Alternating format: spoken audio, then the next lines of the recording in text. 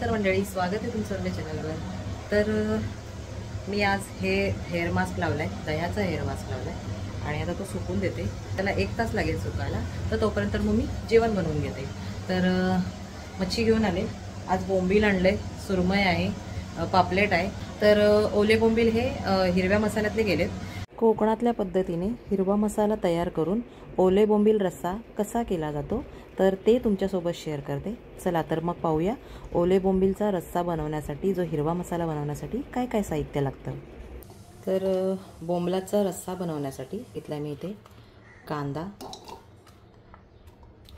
खोबरं, ओलं खोबरं आहे आपण जे चटणीला घेतो ते, त्यानंतर लसूण, 1 चमचा जिरं, 1 चमचा राई आणि अख्खे धणे आहेत ते घेतले. ते बघा एवढे, म्हणजे मोठा 1 चमचा भरून अख्खे धणे. यात थोडं घालते पाणी आणि याची बारीक पेस्ट करून घ्यायची. कढई गरम झाले, मी त्यात तेल घालून घेतलं. तेल गरम झाले व्यवस्थित आणि मग त्यात मी घालते कढीपत्ता.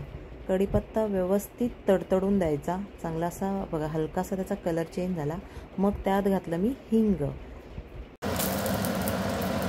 आता यात घालून घेते जे वाटण केलं होतं कांदा, खोबरं आणि लसूणचं, तर ते घालून घेते आणि व्यवस्थित परतवून घेतलं.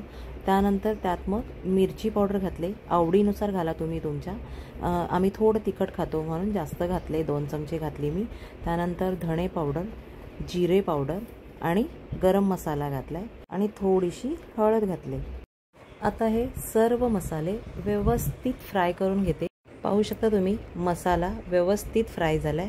आता यात मी घालणार आहे 1 टोमॅटोची प्युरी करून घेतले, तर ती घालते आणि मग त्याला पण फ्राय करून घेते.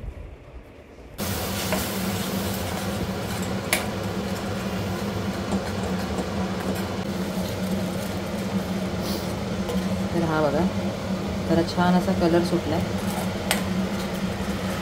तर यात घालते मी थोडंसं पाणी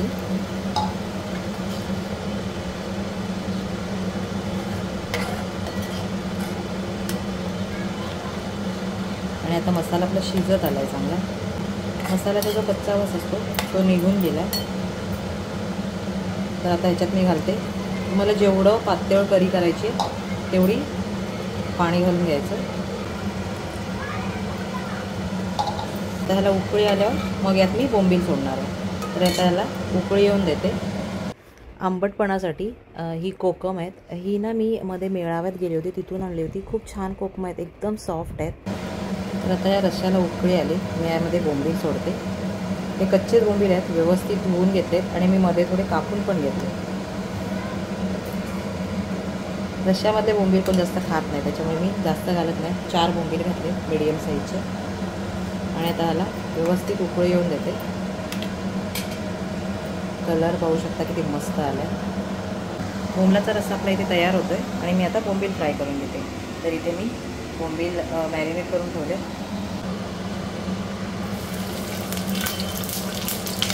लसूण टाकलाय, कढीपत्ता टाकलाय. हे मी बोंबील मॅरिनेट करताना कोकम आणि चिंच लावली होती त्याचा कोळ करून, तर तो जो चोथा उरतो ना तो पण मी या फोडणीमध्ये घालून घेते. थोडंसं आंबटपणा येतो आपल्या बोंबीलमध्ये. तर याला आता साईडला करते, हे याच्यातच राहून देणार आहे. आणि आता बोंबील फ्राय करायला घेते. बोंबील मी रवा आणि तांदळाचं पीठ घेतलं आहे, त्याच्यामध्ये व्यवस्थित कोट करून घेते.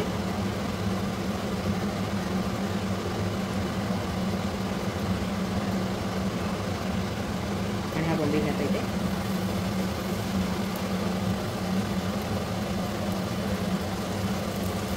असं अजून एक घेते. चांगलं कोट करायचं मस्त, म्हणजे ना कुरकुरीत होतात.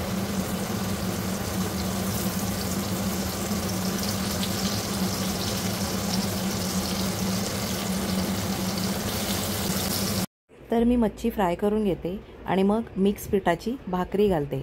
मग तुम्हाला दाखवते आजचा संडे स्पेशल मेनू पूर्ण काय आहे तो. तर ही आज संडे स्पेशल थाली तयार झालेली आहे.